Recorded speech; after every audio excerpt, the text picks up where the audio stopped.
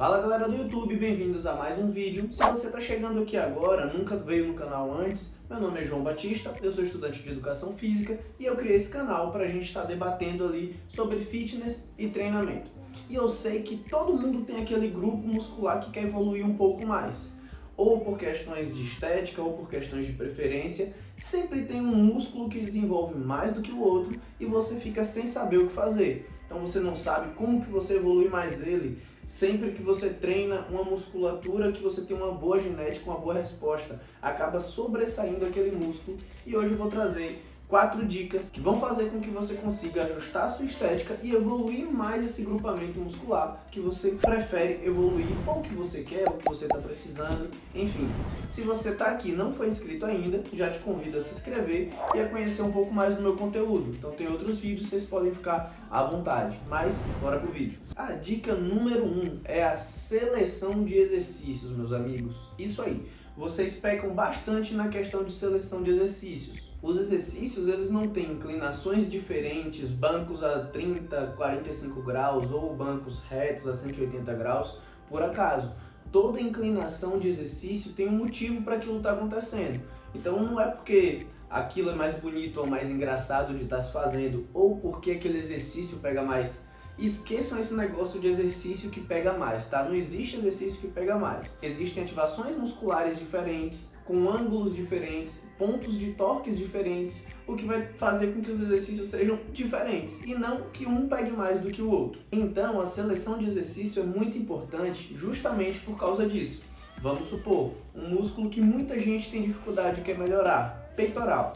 Peitoral, a gente tem ali os feixes de fibras superiores, que são os feixes claviculares, e a parte ali do esternocostal do peitoral. Então, a depender do ponto que você quer melhorar, da sua deficiência, a gente vai fazer a seleção de exercícios. Exemplos como supino inclinado, a gente tem um favorecimento, ativação de fibras dos feixes superiores, crucifixo inclinado na polia, supino inclinado. Todo exercício que a gente tiver a inclinação do banco ou que a gente fizer nesse ângulo, a gente vai favorecer a ativação dos feixes superiores de fibra. Por aí vocês conseguem mais ou menos entender como que funciona a questão da seleção de exercícios. Então essa angulação vai ser muito importante. Outra coisa, bíceps. De acordo com a angulação do seu ombro, a gente vai ter uma mudança no trabalho do bíceps. Quando a gente faz exercícios de bíceps com a flexão de ombro, a gente acaba trabalhando de certa forma a parte distal do bíceps. Quando a gente trabalha com um pouco mais de extensão de ombro, a gente acaba trabalhando um pouco melhor a cabeça proximal do bíceps. Isso acontece por conta justamente do ponto de torque do exercício. Então, quando a gente trabalha em flexão, geralmente o maior ponto de torque é na fase de extensão. Quando a gente trabalha em extensão de ombro, o maior ponto de torque é na flexão máxima de cotovelo. Então, essas variaçõezinhas são muito importantes na hora de selecionar o ângulo dos exercícios. A gente também não pode deixar de esquecer o ponto de tensão, que eu acabei de falar. Ele é muito importante. Então, por exemplo, o que é que mudaria do crucifixo com halter para o crucifixo na máquina? Justamente o ponto de tensão. No trabalho com halteres, como a resistência vai ser a gravidade puxando o peso para baixo, a gente tem um maior ponto de torque quando a gente tem o peitoral na fase de alongamento máximo. Quando a gente vem para a polia, vem para a máquina, a gente vai ter um ponto de torque maior quando os braços estiverem próximos um do outro. Isso faz com que o ponto de tensão maior seja quando a gente tiver as fibras do peitoral encurtadas, tá? Isso é muito importante também para a gente decidir em qual ponto a gente quer dar, digamos que a ênfase daquele exercício. Então a gente prefere mais uma parte distal, a gente quer dar ênfase ali na parte mais externocostal, tudo vai depender e aí você vai ter que bolar na hora pensando em tudo isso. Outra coisa que a gente não pode esquecer também são as articulações e os músculos envolvidos. Uma coisa que vocês já notaram com certeza é, a gente aguenta muito mais peso num leg press do que numa cadeira extensora. A gente aguenta muito mais peso em um supino reto do que em um crucifixo reto. E por que que isso acontece? Isso acontece porque exercícios como leg press e supino são exercícios multiarticulares. Isso quer dizer que a gente tem diversas articulações envolvidas ali e diversos grupamentos musculares trabalhando para que o movimento aconteça. Isso faz com que a gente tenha uma maior capacidade de exercer força. Porém, o trabalho é dividido. E quando a gente tem exercícios monoarticulares, então cadeira extensora, crucifixo na máquina, a gente tem apenas uma articulação trabalhando. E a gente, apesar de ter alguns outros músculos ali como os estabilizadores e sinergistas, o trabalho com maior ênfase vai só na musculatura alvo. Então isso acaba reduzindo a nossa capacidade de exercer força. A dica número 2, pessoal, está diretamente ligada a técnicas avançadas. Isso é uma coisa que vocês pecam muito. Por quê? Vocês começam o treino já utilizando técnicas avançadas, ou então vocês utilizam técnicas avançadas o treino inteiro.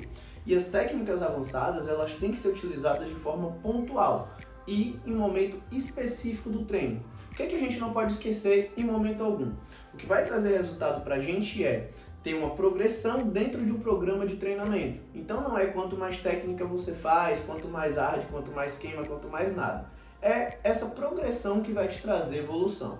Então essa é a base de tudo. Tendo isso em mente, a gente tem que pensar no nosso treino de maneira que a gente consiga progredir dentro dele. Então, colocar técnicas como trisets, drop sets, isometrias no início do treino farão com que essa progressão sua seja retardada.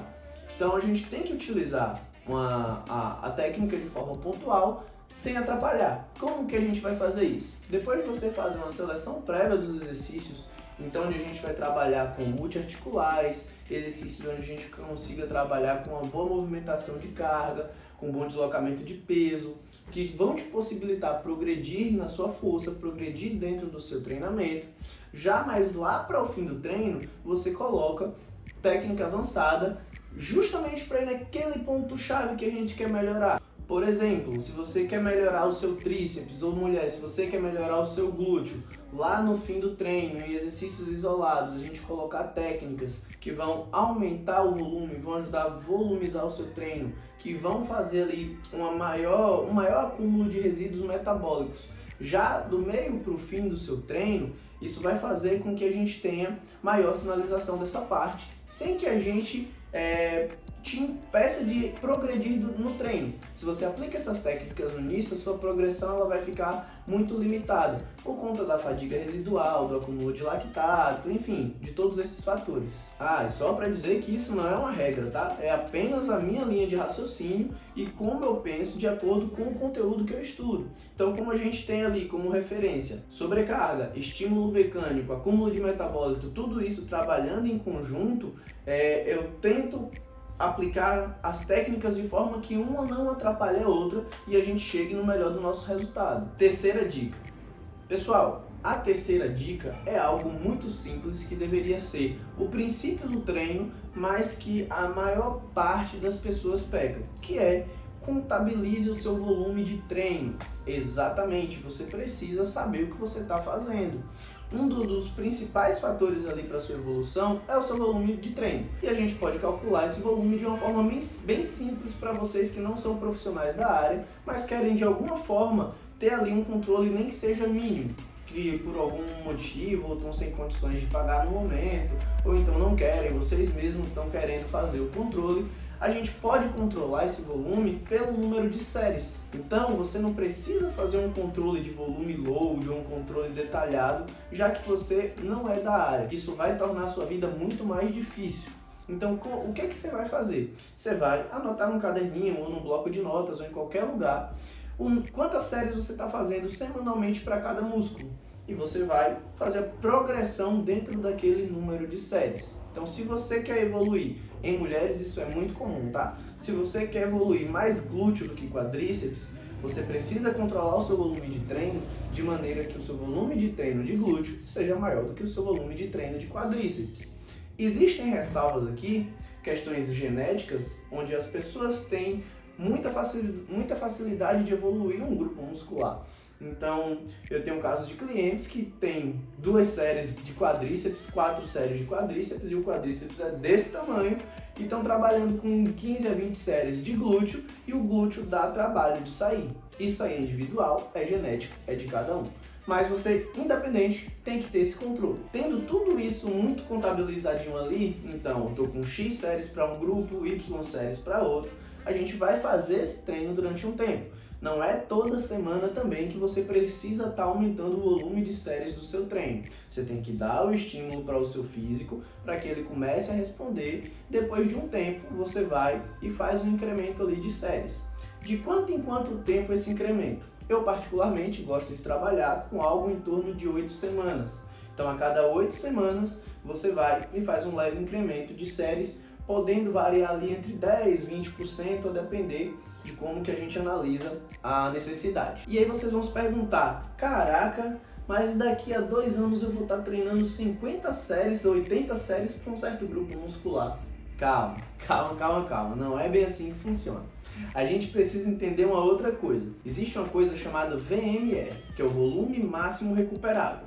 Esse volume, cada pessoa tem um, tá? E ele dificilmente vai ser alterado. Só quando a gente tiver mudanças drásticas ali nas questões nutricionais ou nas questões hormonais desse indivíduo. Mas enfim, a gente encontrou o seu VMR, que é o seu volume máximo recuperável, a gente vai trabalhar em cima dele. Esse VMR é mais ou menos o seguinte, é uma quantidade de séries que você vai fazer para aquele músculo e que você vai conseguir se recuperar. Então vamos fazer aqui uma situação hipotética. Você está treinando 30 séries para quadríceps. E aí quando chega no fim da semana ou no dia de você treinar aquela musculatura de novo, aquela musculatura ela ainda está dolorida, ela não está 100% recuperada, ou então você sente dor muscular tardia muito forte naquele grupo muscular, você está com sensação de cansaço excessiva, está com sensação de fadiga excessiva. Tudo isso são sinais para a gente que aquele volume de treino já está no seu limiar de recuperação. Se você chega no dia de treinar de novo, está muito dolorido, se você fica com essa dor muscular tardia muito tempo, é sinal de que você extrapolou ali o seu volume máximo recuperável e o seu organismo não está dando conta de se recuperar da sessão de treinamento, tá? Então, quando você encontrar esse volume máximo recuperável, a gente vai trabalhar fases do treinamento para que a gente possa evoluir constantemente. Só que isso aí já é um tema para outro vídeo. A gente vai trabalhar ali com ondulações de volume de treino, ou a gente pode chamar, que várias pessoas chamam de período de base, período de choque e período regenerativo. Mas isso aí é assunto para outro vídeo. E para a gente finalizar, quarta dica, que é observe as respostas do seu físico. Toda modulação que a gente faz no nosso treino, a gente tem que primeiro fazer o treino de uma forma que a gente gere estímulo para o nosso físico gerar respostas para a gente e ficar de olho naquelas respostas. Lembra que eu acabei de falar do VMR para vocês? Isso é uma resposta do seu físico ao estímulo que está sendo imposto a ele. Então, se você não ficar de olho nesses sinais, você não vai ver o que o seu corpo está querendo te falar, e aí é onde a gente começa a ter efeitos indesejados, como, por exemplo, lesões, dores muito tardias, dores nas articulações. Tudo isso, o seu corpo ele vem avisando, não acontece de uma hora para outra, você tem que prestar atenção. Fazer essas observações vai fazer com que você perceba se o seu físico está precisando de mais estímulo ou de menos estímulo. Se aquele treino que você fez durante determinado tempo foi o suficiente ou ele está submáximo, ou ele foi mais do que deveria. Isso só a observação das respostas vai fazer com que você entenda. Certo, galera? Então essas foram as 4 dicas que vão fazer com que você consiga evoluir o grupo muscular que você quer. Vocês aplicando elas, vocês vão poder observar que vocês vão treinar melhor, vocês vão ter melhores resultados. Se você chegou até aqui e ainda não foi inscrito no canal, não perde tempo, já se inscreve aqui no canal e deixa qualquer ideia de tema de vídeo, qualquer dúvida que você tiver aqui nos comentários que eu vou responder com todo prazer. Obrigado por acompanhar até aqui, tamo junto e bora treinar!